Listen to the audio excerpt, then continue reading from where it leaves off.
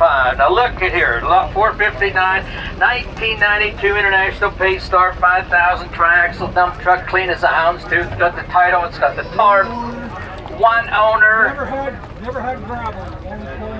Never had gravel in it, only corn or beans or potatoes or something like that. Yeah, the gentleman's dad bought The gentleman's dad bought a brand new, there you go.